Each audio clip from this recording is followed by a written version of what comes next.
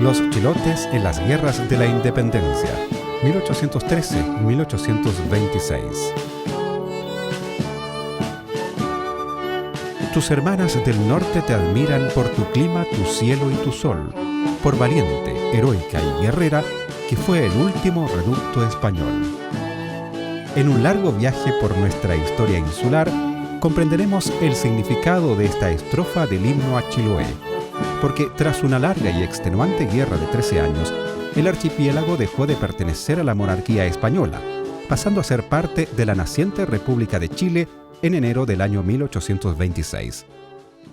El archipiélago de Chiloé se ubica en el extremo suroccidental de América del Sur, conformado por una isla grande y 35 islas menores. La mayoría de ellas hoy se encuentran habitadas. El archipiélago tiene una superficie aproximada de 9.180 kilómetros cuadrados y la presencia humana en estos territorios data de unos 6.200 años atrás, cuando los primeros grupos humanos se asentaron en la parte norte de la isla grande de Chiloé, en un lugar que se conoce como Puente Quilo, ubicado a poco más de 20 kilómetros hacia el oeste de la ciudad de Ancud. Sabemos hasta hoy día es que hubo un poblamiento temprano en los archipiélagos que a lo menos tiene 7.000 años y es muy posible que aquí en Chiloé sea un poco más profundo, como es el caso de Puente Quilo, que tiene algo más de 6.000 años, y en que personas que son descendientes de los primeros americanos que entraron al continente americano entre unos 17.000 años atrás, 18.000 años atrás, costeando el estrecho de Bering, y que se dispersaron por Norteamérica y también descendieron por la costa americana, pacífica americana, llegaron hasta esta región y el sitio de Monteverde es una evidencia que lo hicieron hace unos 14.000 años. Y es muy probable que en fechas de poca cantidad de años después, tal vez 1.000 años después, 2.000 años después, hayan ingresado a Chiloé y Chiloé se haya transformado en la puerta más temprana a los canales australes. La llegada de los conquistadores españoles en 1492 a América Central, la fundación de Santiago de Chile en 1541 y su presencia en Chiloé a partir de 1567, con la fundación de la ciudad de Castro por Martín Ruiz de Gamboa y Avendaño, provocó un cambio trascendental en el proceso evolutivo de cientos de pueblos indígenas que desde muy antiguo habitaron estos extensos territorios. Cuando llegan los europeos, principalmente los españoles, a Chiloé en 1567, se interrumpe un proceso que podríamos llamar evolutivo de las poblaciones humanas, en que poblaciones que vienen desde muy temprano en la ocupación del continente americano se estaban encontrando con poblaciones que evolucionaron más al norte, que tienen los mismos ancestros remotos, pero que cambiaron en distintos medios ambientes, en distintos lugares, que tenían distintas estrategias económicas. Y en el caso de la llegada de los españoles, siempre ha habido, se ha sabido, ¿no es cierto?, que había grupos de indígenas que tenían agricultura, que usaban cerámica, y que habían indígenas canoeros que no usaban ese tipo de estrategias económicas, sino que más bien dependían de los recursos del mar y de la caza de lobos marinos. Sin embargo, estos grupos agroalfareros que se están moviendo de norte a sur por tierra, digamos, estaban llegando de a poco, seguramente desde hace unos 1.000 años antes de la llegada de los españoles, más o menos, y a la llegada de los españoles se les encuentra en las Huaytecas y en áreas aledañas, ¿no es cierto? Y ese proceso de mestizaje, como podríamos llamar, entre distintas poblaciones indígenas, es lo que probablemente los españoles entendieron como chonos, ese nombre que se les asignó a ese grupo humano. A poco andar de la llegada de los europeos, la cantidad de población indígena, al igual que en el resto del continente, debe haber disminuido sustantivamente. Muchos de los sitios que encontramos de los chonos los las personas que están en estos sitios que son aleros rocosos o cavernas con el patrón del territorio chono, es decir, cuerpos estirados envueltos en corteza de ciprés o de mañío u otros árboles, digamos, que proveen una buena corteza para eso, están muy enfermos, están tremendamente enfermos de enfermedades infecciosas. También hay huellas de cortes de instrumentos que no son los usuales de las poblaciones amerindias, digamos. Hay instrumentos que son claramente un instrumento afilado del carácter de un cuchillo o de una espada. Y sobre todo hay enfermedades infecciosas que afectan severamente a parte importante de los grupos. Hay niños enfermos, hay personas adultas enfermos, en una proporción mucho mayor que otras poblaciones arqueológicas de nuestro territorio, y eso es una evidencia bastante importante de cuál fue el impacto de la conquista también en esta zona, a la llegada de los europeos a Chiloé. Los conquistadores españoles bautizaron a la provincia como Nueva Galicia, nombre que no prosperó, ya que con el transcurrir del tiempo se siguió hablando de Chiloé, que en lengua indígena significa tierra o lugar de gaviotas. El conquistador trajo consigo un orden político, económico, social y cultural que muchas veces provocó serios conflictos con los naturales, como los llamaban a los pueblos indígenas. Bueno, la llegada del hombre europeo supuso la creación de una política administrativa sobre el territorio bastante similar a lo que había en Europa en ese entonces. Consigo se empezaron a crear virreinatos, capitanías generales, posteriormente también la intendencia. Y también comenzó una avanzada hacia los márgenes del territorio sudamericano, y con eso se explica un poco la fundación de ciudades en el extremo austral, como puede ser la ciudad de Castro, fundada en 1567. Es un dominio que atravesó muchísimas fases. Hay un dominio inmediatamente después de la conquista, que no es un dominio realmente territorial, sino que es entregado prácticamente a los grupos de conquistadores y a sus descendientes. El caso chileno es un caso bastante particular porque, bueno, hay una frontera que dura durante todo el tiempo colonial, esa frontera con los indígenas, con los mapuches, que tiene que ser defendida, tiene que ser establecida, y donde se llega en momentos de alta violencia, también en momentos de periodos de paz, a una especie de statu quo. Es un caso único en América. Hay que pensar que no en balde Chile fue llamado el Flandes indiano. ¿Por qué? Porque sucedió como en Flandes. La guerra se hizo muy larga. La guerra se sabía que no iba a ser ganada frente a la valentía, al coraje, la organización de las diversas sociedades indígenas, y por tanto se acabó estableciendo una especie de statu quo, una cosa de dejémoslo estar así, entendámonos, y dejemos que la frontera por sí misma se vaya convirtiendo en un colchón, donde ni los españoles o los criollos ya chilenos van a descender más al sur, ni los indígenas van a seguir haciendo sus correrías hacia el norte. Eso es un caso verdaderamente especial. La manifestación de la presencia europea en América y en Chiloé estuvo marcada por el proceso de evangelización, que fue la instauración de la fe católica entre las comunidades indígenas como un elemento unificador entre ambos grupos sociales. Además, se implantó una administración política que dividió el continente en dos grandes virreinatos, el de Nueva España, con capital en la Ciudad de México, y el del Perú, con capital en Lima. Del virreinato del Perú dependió gran parte de América del Sur, siendo el reino y la posterior Capitanía General de Chile la unidad administrativa a la que perteneció el archipiélago de Chiloé hasta mediados del siglo XVIII. Chiloé representó para la monarquía española, a partir del siglo XVI, una importancia geopolítica bastante interesante para las pretensiones que tenían los monarcas de la época, y especialmente la necesidad de conocer los territorios desde el punto de vista científico, geopolítico, después del siglo XVIII, considerando la guerra contra Gran Bretaña, y también hay una idea de que Chiloé se convertiría en la puerta de entrada hacia las posesiones hacia las posiciones europeas, especialmente el virreinato de Lima. Por ese motivo Chiloé se fortifica a fines del siglo XVIII y comienza una espera de una posible invasión, que finalmente la invasión nunca fue de potencias extranjeras, sino que fue de la República de Chile.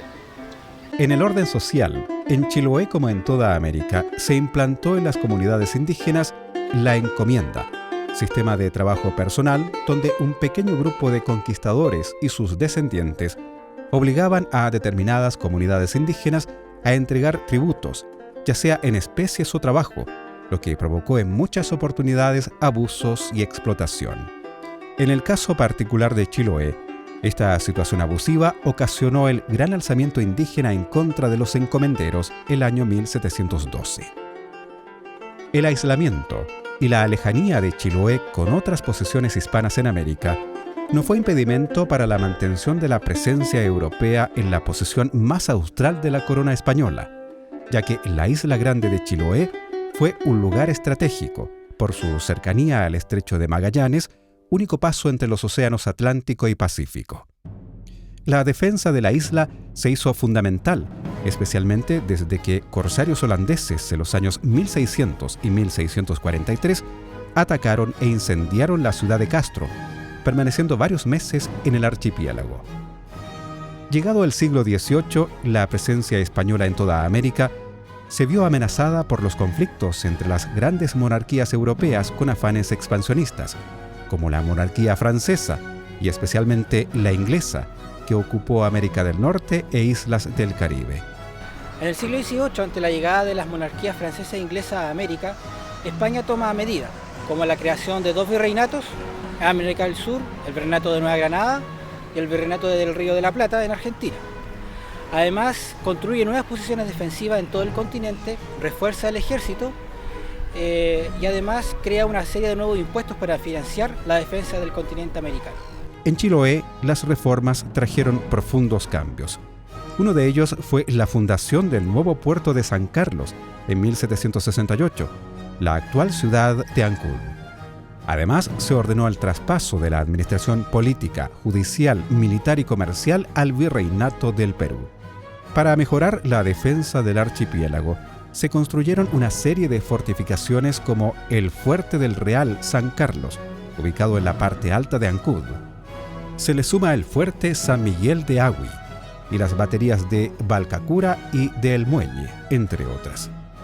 La Escuela Americana de Fortificación no hizo sino tomar todas las experiencias que tenía no solamente España, sino los países europeos en cuestión de defensa. Y bueno, teníamos unos manuales fantásticos que habían llegado tanto de la escuela portuguesa, la escuela española, o las escuelas peninsulares, pero también la escuela francesa y la escuela italiana tenían unos ingenieros bastante adelantados para su época, que simplemente lo que hicieron los americanos, y tanto los ingenieros que llegaron como los que se estaban formando en el terreno, fue poner en práctica todo lo que ya se sabía. De manera que en América encontramos en todo el Caribe, en toda la base del Caribe y en el Pacífico, como en nuestro caso hoy, encontramos unos ejemplos de fortificación fantásticos, producto, digamos, de esa experiencia que tenían ya los europeos.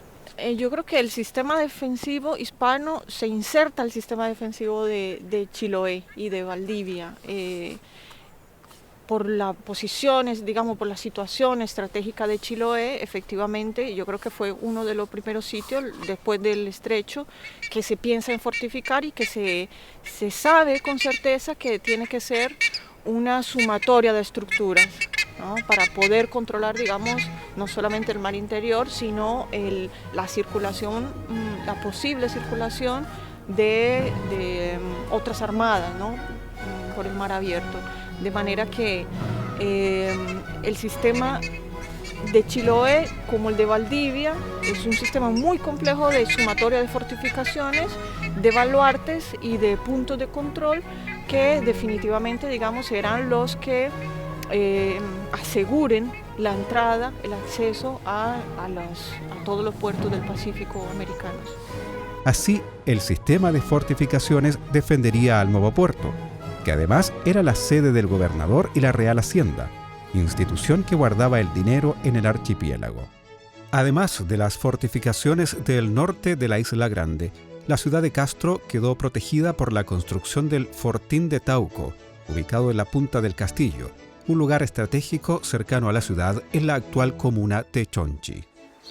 Bueno, es importante indicar, ¿no es cierto?, que Chiloé tenía un sistema articulado de defensa en 3 sectores. El sector, ¿no es cierto?, norte de Chiloé, el sector de la parte rural de Chacao y el sector sur. En lo que corresponde al sector sur, podemos decir, la parte del partido de Castro. Teníamos un sistema articulado de defensa con 3 variables.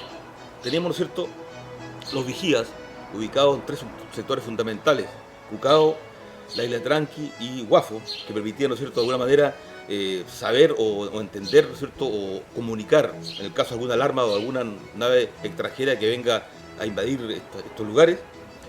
Tenemos, ¿no es cierto?, también el Fuerte Santiago de Castro, que está ubicado, ¿no es cierto?, en el sector suroriente de la Plaza de Armas, y el Fortín Tauco. Justamente coincidió que en el año 1780 comenzó una guerra por las posesiones mundiales entre Inglaterra con España.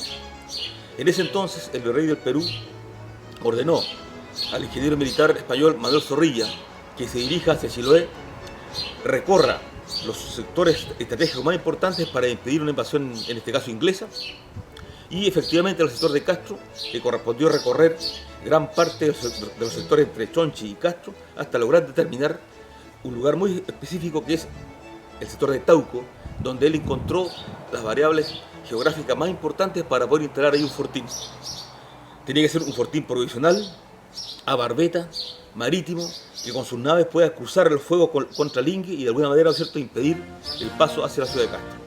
Mientras esto sucedía en Chiloé, entre 1775 y 1783, se desarrolló la Guerra de la Independencia de las colonias inglesas de Norteamérica, lo que derivó en el nacimiento de Estados Unidos como nación independiente de Inglaterra.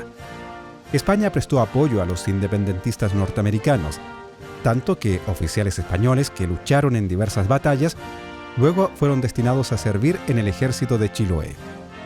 La formación de Estados Unidos fue la antesala para el inicio de un periodo de guerras y profundos cambios en Europa y América. El impacto de la independencia de Estados Unidos se mide también en Europa, porque España y Francia le prestaron apoyo a los independentistas norteamericanos. Sin embargo, la peor parte se la va a llevar Francia, ya que tras una grave crisis económica, el pueblo de París se alza tomando la Bastilla, esta cárcel que era símbolo de la opresión de los monarcas franceses y que da inicio a la Revolución Francesa con sus ideas de libertad, igualdad y fraternidad inspirada en la Ilustración. El punto culmine de la revolución va a ser la muerte de los monarcas franceses Luis XVI y María Antonieta en la guillotina, murieron decapitados. Sin embargo, luego de la muerte de los monarcas surge Napoleón Bonaparte, crea el primer imperio francés o imperio napoleónico, el cual va a tener la clara misión de extender las ideas de la revolución por Europa. Es así como en el año 1808 llega a Madrid, ocupa esta ciudad, captura a la familia real española y su rey Fernando VII, lo cual produce el alzamiento del pueblo de Madrid el 2 de mayo de 1808 y se conforma una serie de juntas de gobierno que van a gobernar en nombre del rey ausente, Fernando VII. Estas juntas de gobierno que se formaron en España y en América tenían como objetivo conservar que estos territorios siguiesen en manos de la monarquía española y nunca declararon la independencia. Al contrario, estas juntas siempre gobernaron en nombre del rey Fernando VII, esperando que éste retornase al trono de España. En definitiva, el 18 de septiembre de 1810, con la instalación de la primera Junta de Gobierno, se realizó un acto de fidelidad a la corona española, y no es la fecha de la independencia nacional. La llegada de estas noticias a Chiloé no interrumpió la vida de sus habitantes, quienes vivían alejados de estos sucesos.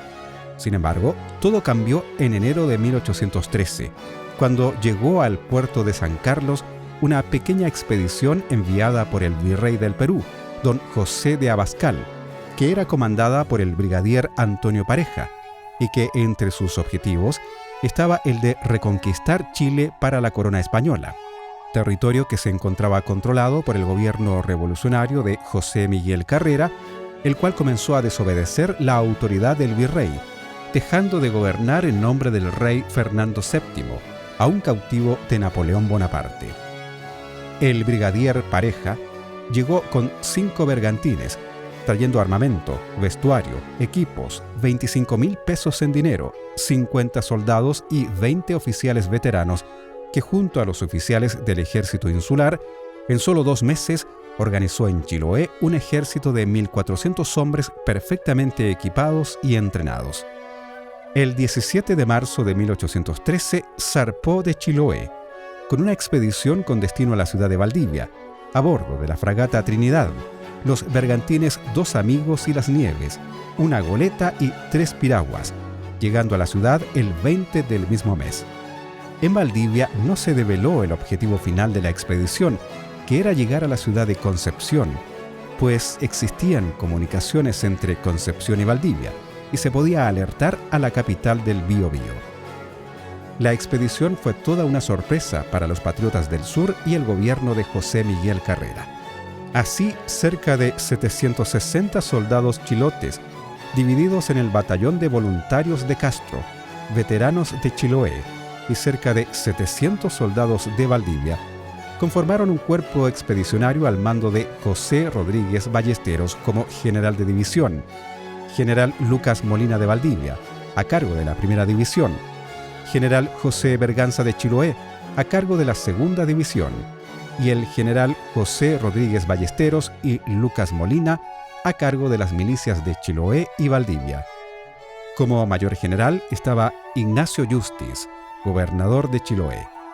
A este ejército de chilotes y valdivianos se le denominó Ejército Real o Realista, el cual defendió la mantención de los lazos con España y la obediencia al rey. El 23 de marzo de 1813 se produce el desembarco de las tropas en la bahía de San Vicente, cerca de Concepción, entrando triunfantes a dicha ciudad el 29 del mismo mes.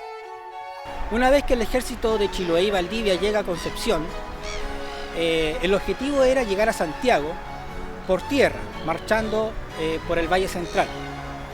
Es así como el primer combate se produce en el sector de Hierbas Buenas, en 1813. Sin un claro vencedor, las fuerzas realistas retroceden a San Carlos, cerca de Chillán, donde nuevamente hay un combate, y finalmente entran en Chillán en el invierno de ese año para tomar la ciudad y poder defenderse del sitio que le va a hacer José Miguel Carrera. Entre medio muere el brigadier Antonio Pareja y asume el mando Juan Francisco Sánchez, general del ejército de Concepción. Sánchez es depuesto y asume el mando el general Gabino Gainza. Gainza va a cometer un grave error.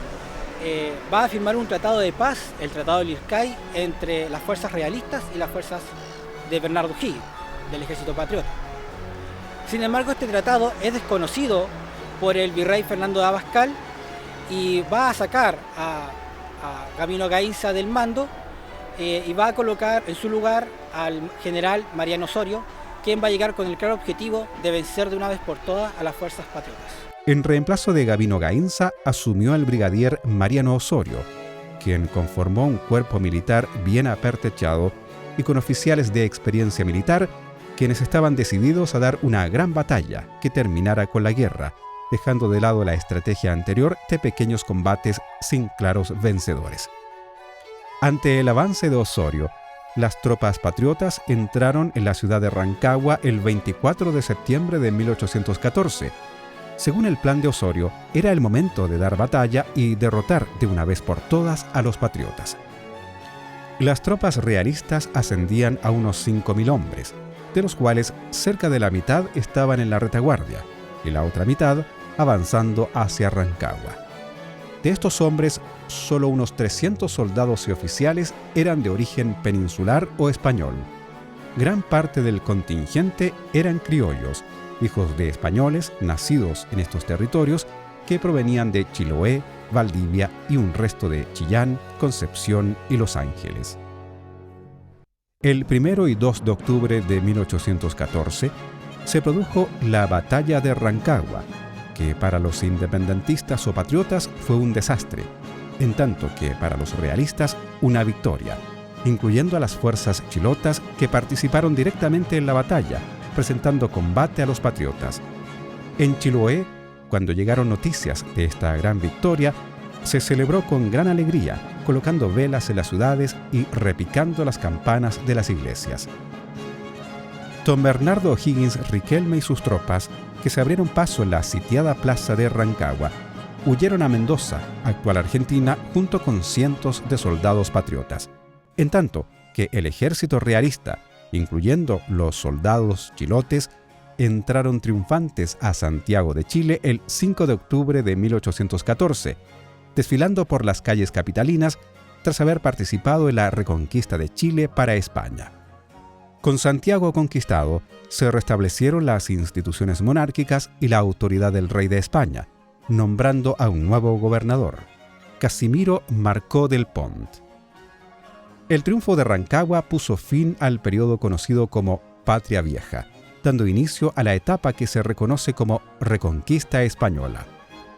Tras la reconquista del Reino de Chile y por órdenes del virrey don José de Abascal, partió desde Valparaíso un contingente de 450 soldados del Batallón de Voluntarios de la ciudad de Castro, capital de la provincia de Chiloé, rumbo al Alto Perú, actual Bolivia, al mando del coronel José Rodríguez Ballesteros, con el objetivo de reforzar las fuerzas militares del virreinato.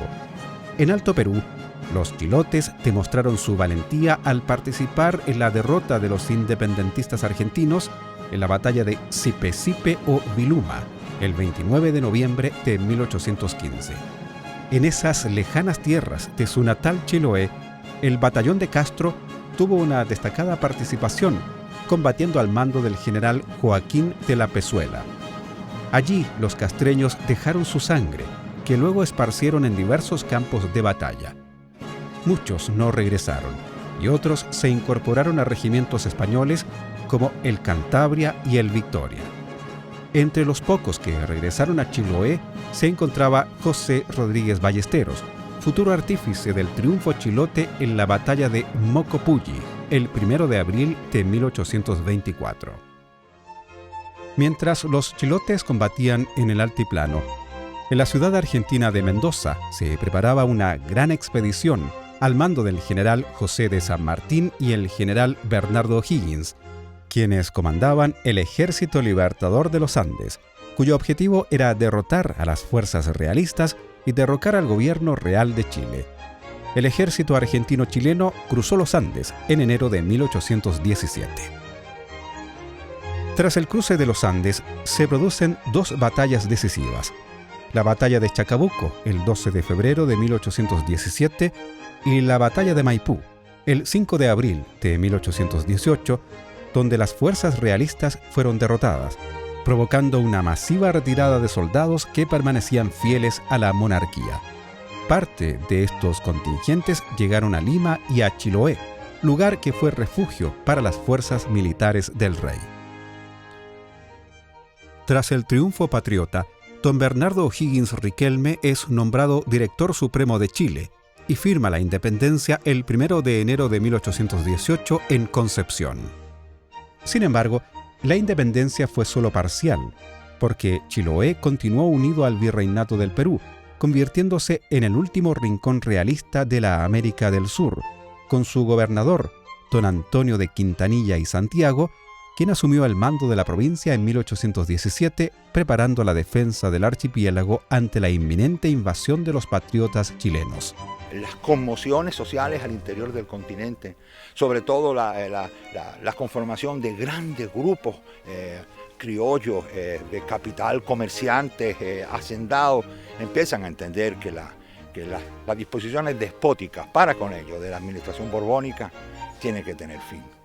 O se establece una nueva comunicación, una nueva relación, si ustedes quieren un nuevo pacto colonial, o definitivamente se va a ir a la independencia, que es el camino, el largo camino que se atravesó desde 1810, 14, 17, hasta finalmente aquí en Chiloé, el año 26, cuando exactamente desde este punto en que nos encontramos se arrió por última vez la bandera de la monarquía, pero en un proceso extraordinariamente complicado. No es solamente, no se puede decir que esto fuera una guerra de patriotas chilenos contra monárquicos españoles, es mucho más complejo que eso y merece la pena que nos detengamos a conocerlo y naturalmente a explicarlo. Para consolidar la independencia de Chile y América, había que liberar de realistas el archipiélago de Chiloé y la ciudad de Valdivia.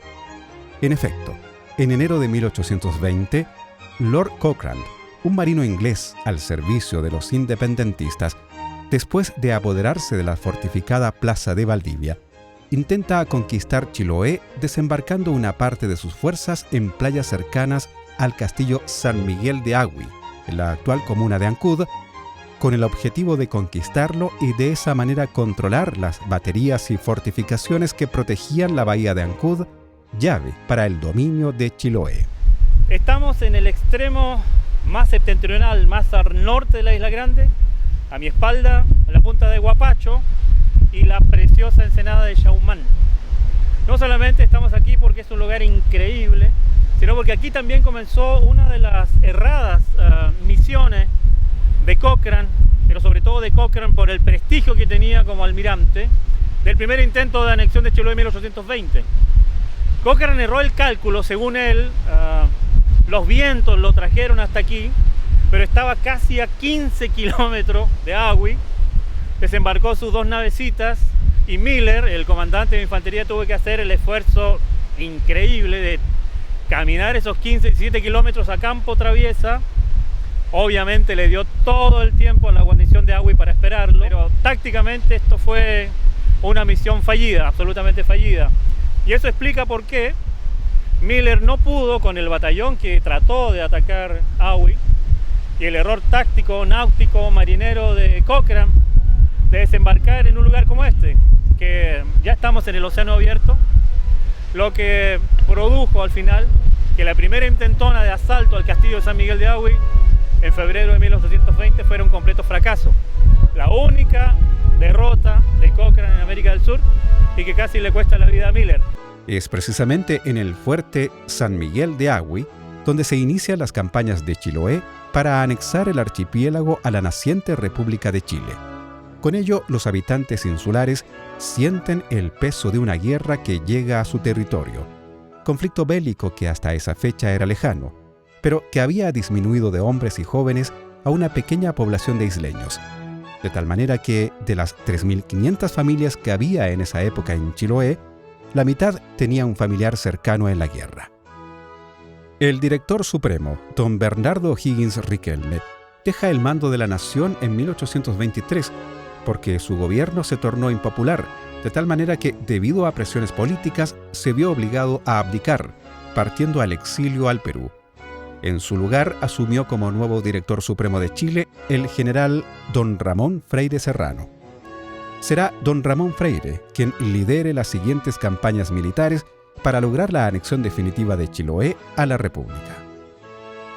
En marzo de 1824, una importante fuerza expedicionaria chilena zarpa con rumbo a Chiloé, desembarcando sus tropas al mando del general Freire en la playa de Pugueñún, un punto cercano a la ciudad de San Carlos de Ancud.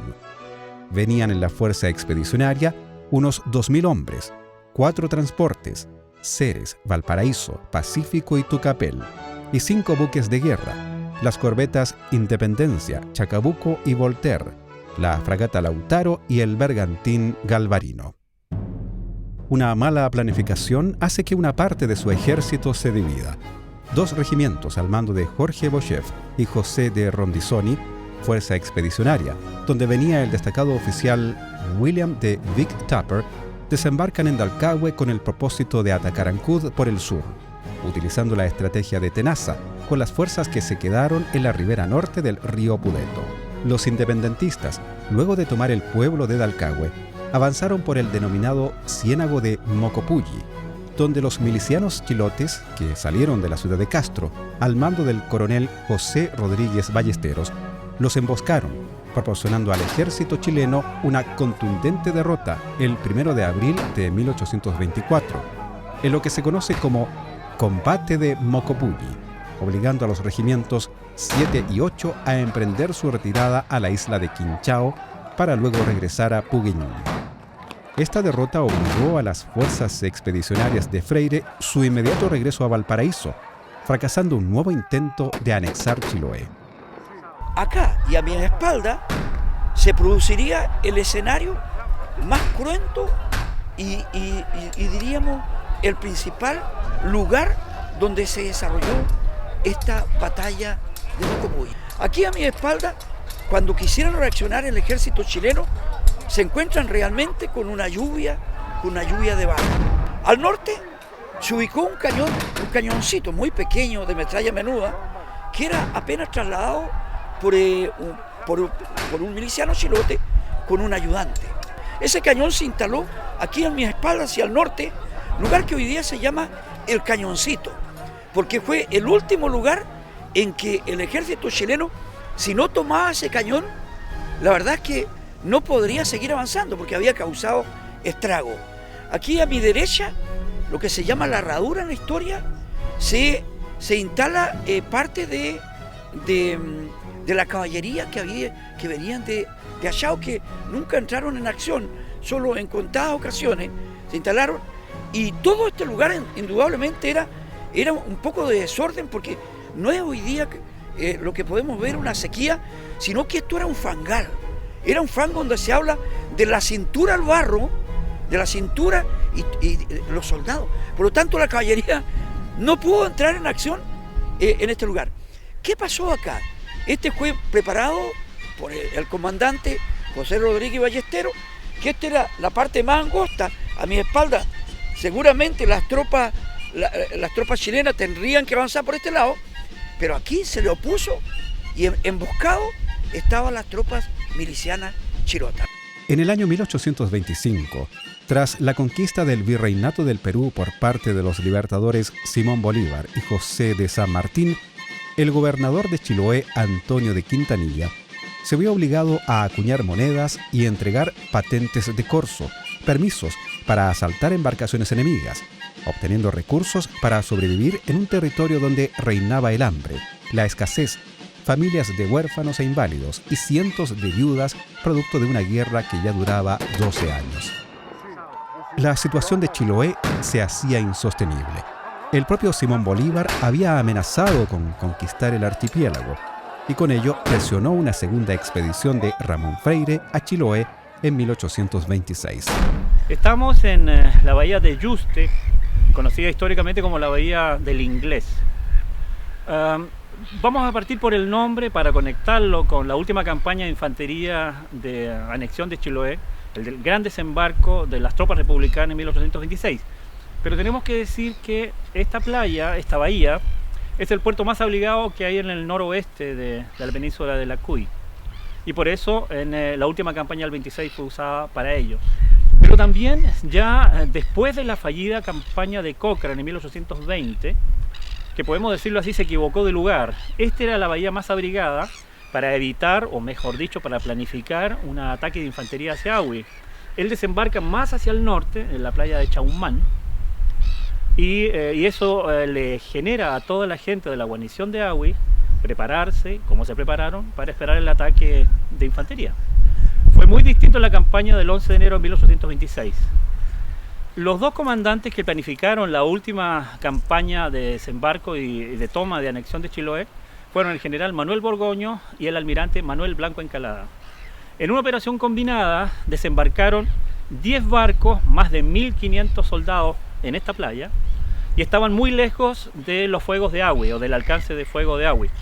Eso significaba que la infantería sí tenía que cruzar a campo traviesa desde este lugar, la playa de Yuste, la bahía de Yuste, casi en línea recta, de noche, emulando un poco el asalto de Cochrane a Valdivia, y tenían que llegar casi 7 kilómetros hacia la batería de Valcacura. ¿Por qué? Para evitar los fuegos de Ahui, que la tropa abriera ese flanco y las naves sin tripulante forzar la entrada a la bahía. Surtió efecto, el desembarco se dio con calma el día 11 sin mayores inconvenientes.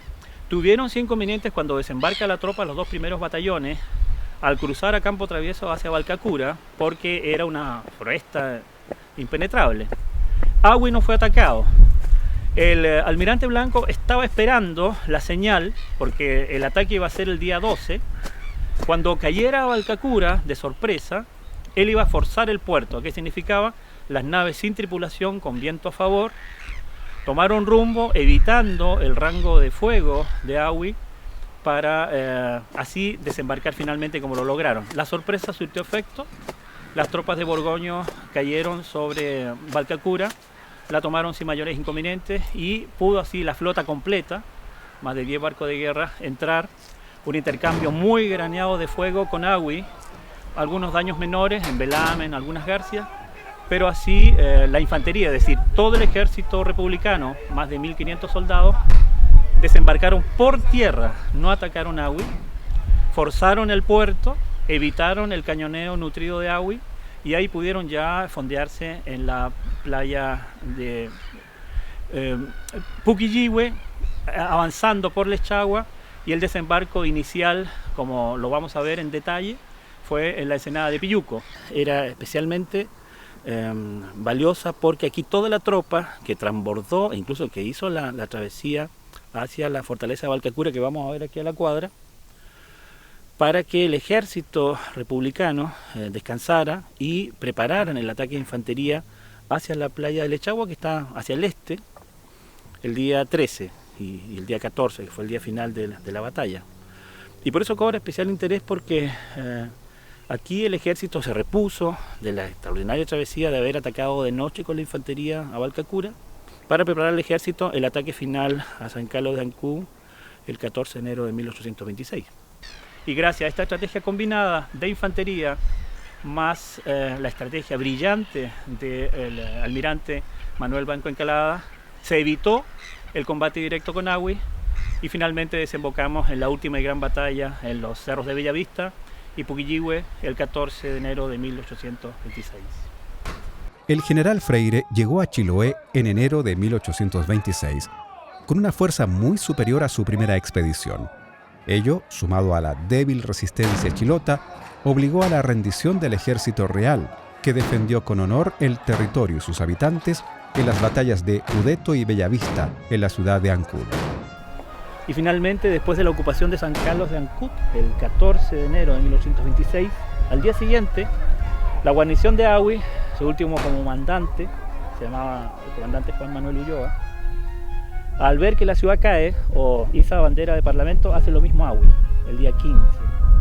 Se pacta la capitulación y con ello, el 15 de enero de 1826, el fuerte de San Miguel de Agüi se convierte en el último sitio fortificado de todo el Imperio Hispánico en América del Sur. Luego de la derrota y capitulación de las armas chilotas, se firmó el Tratado de Tantauco, anexando los territorios de Chiloé, donde sus habitantes pasaron obligatoriamente a formar parte de la República de Chile. Con la firma del Tratado de Tantauco en enero de 1826, los habitantes de Chiloé, luego de defender la causa del rey, debieron jurar a la independencia y respetar el nuevo régimen republicano. Así, Chiloé se convirtió en el último espacio fiel a la corona de España del continente americano tras una guerra de 13 años, sellándose una de las epopeyas más significativas de la historia de Chiloé. Sabemos que don Antonio de Quintanilla, al retirarse después de la batalla de Bellavista, en el 14 de enero de 1826, se va con todas las huestes chilotas a acampar al sur del río San Antonio. No sabemos el lugar exacto, pero sí sabemos que era la tierra, la propiedad de su suegro, entre Coquillao y Tantauco. Él desarrolla o envía emisarios, mejor dicho, para que se pacte la capitulación, los días de tregua y la posterior firma del tratado definitivo. Él se mantiene en San Antonio de Coquillao y Tantauco en todo ese periodo. Y de hecho los emisarios firman primero ese documento y después los intercambian. Freire estaba aquí en Ancud, donde es firmado, y Quintanilla, repito, entre San Antonio de Coquillao y Tantauco.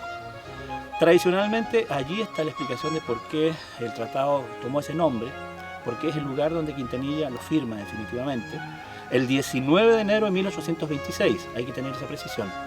La fecha exacta de la anexión de Chiloé a la República es esa, el 19 de enero, y Freire lo jura con sus tropas aquí el 22. Y ahí está la razón por la cual lleva ese nombre, porque el gobernador Quintanilla, representante del rey, lo firma en un terreno que abarcaba al sur del río San Antonio, entre Coquillao y Tantauco. La historia nacional ha reconstruido cada detalle de los vencedores, y los realistas han sido vistos aún por la historiografía como enemigos y anticuados. el ejército del rey se ve como algo que viene desde el Perú y España, y que los chilenos han sido todos patriotas que rechazaron al invasor. Y más o menos es así, porque los chilotes no se sentían chilenos ni de Chile. Ellos, efectivamente, invadieron un territorio distinto. En abril de 1813, cuando el ejército realista avanzaba por Chile central hacia Santiago, el cabildo de esa ciudad llama invasores a los chilotes. Dice el chilote Pedro J. Barrientos en 1948. La franca adhesión de los isleños al rey de España se tradujo enseguida en un doloroso sacrificio de hombres y dinero. Esta provincia, pobre y lejana, pudo hacer por la causa del rey mucho más que lo que demostraron reinos enteros en las Indias, y todo este esfuerzo dejó pobreza a grados extremos y falta de brazos. Gonzalo Bulnes escribe en 1897, ponderando la situación de Chiloé en las guerras de independencia, que hubiera sido más conveniente para Chiloé convertirse en un apostadero militar y marítimo de España, con un gobernador independiente, que convertirse en la última provincia de Chile, por el lamentable abandono en que todavía se le mantiene. Dicen los chilenos, virrey, ¿por qué tenemos que depender de un virrey de Lima? ¿Quién lo nombró? Si lo nombró primero un rey que ya no existe. Y ahora lo nombran unas cortes que el año 14 el mismo rey las ha tumbado. Entonces, vienen los grandes procesos de autonomía. Y esos procesos de autonomía es lo que lleva a una guerra de independencia, la primera fase, 1808, 1810, 1815, según los sitios, en que los grupos de identidad de cada territorio tienen una fuerza gigantesca. Mientras tanto, ¿qué pasa en el sur? Bueno, Valdivia y Chiloé son dos territorios que no han tenido relación con Santiago, han tenido relación en todo caso con Lima. De Lima recibían el situado y estaban muy relacionados con el sur. La relación con Santiago era una relación relativamente escasa. Las guarniciones venían desde Lima o venían desde España o atravesaban por Magallanes y por Horno. No es que fueran desconectadas, que estaban conectadas en otro circuito y además con grandes señas de identidad. Y se dicen, ¿eran territorios aislados? No, eran aislados, no. Estaban en un circuito formidable mundial, el gran circuito del mundo, que pasaba y pasa evidentemente por aquí. Entonces, esa seña de identidad tiene su manifestación. ¿Por qué a partir de 1817, 1820, 1824, 1826, esa identidad chilota, por qué dicen, bueno, por qué hay que someterse sí o sí a los dictámenes de Santiago, o se negocia o se pacta? Donde las señas de identidad son otras, porque la historia era así. La historia no es una historia relacionada con Santiago. Con Chile sí, evidentemente, pero con Santiago seguramente no. Las élites de Santiago están pensando en un proyecto chilota completamente diferente al de la población de Chile. No es un proceso de independencia, no, es un proceso de identidad, de querer preservar las identidades. ¿Y por qué Chiloé tiene tanta fuerza suya? Porque la monarquía dejó de existir. Chiloé tiene que defenderse por sí misma. Chiloé no encuentra fuerza sino en sí misma. Por eso esa fuerza chilota tan importante. Las tropas eran chilotas, algunos oficiales sí eran españoles, pero en general sus señas de identidad son los que les convocan a mantenerse frente a una opción a la cual dice, bueno, por lo menos convénzanos, venga, nos explica, nos convenza, pero no me diga que directamente yo soy realista y me va a conquistar, ¿no? O me va a derrotar por las armas. Eso es sumamente interesante, es un proceso que hay que estudiar, que felizmente ya se han hecho varias tesis doctorales al respecto, otras tesis doctorales estamos esperando que surjan inmediatamente. Yo creo que de ahí va a salir un conocimiento mucho más interesante, que lo que muestra es las sólidas bases sobre las que se asienta en la historia de Chiloé su sentido de pertenencia a la tierra, su sentido de identidad, su sentido de construcción. Hoy día, por supuesto que los chilotas son chilenos de primera categoría, no cabe ninguna duda, pero siguen teniendo y tienen todo el derecho, desde mi punto de vista, a tener sus propias señas de identidad que están ancladas en la historia. Conocida esta historia, lo que hay que puntualizar es que lo realizado por los chilotes y sus contingentes militares durante las guerras de independencia constituyen una verdadera epopeya, un ejemplo digno de ser conocido, difundido y estudiado para las futuras generaciones. De igual modo, hay que con mucha fuerza decir que el Estado de Chile le debe mucho a Chiloé y creemos que aún a puertas de cumplir 200 años de la anexión, este pueblo de Chiloé no ha sido reconocido en su real dimensión. En plena guerra de independencia, en una fecha indeterminada, entre 1812 y 1814, se publicó impreso en Lima un diálogo a octavas entre Chile patriota y Chiloé realista. La última octava dice: «Y vosotros, chilotes, que leales defendéis del rey Fernando los derechos, vosotros que escribís con vuestros hechos de vuestra noble patria los anales, recibid el renombre de inmortales, pues son impenetrables vuestros pechos. Tiemble Chile al mirarlos tan valientes y mueran de una vez los insurgentes». ¡Apunte!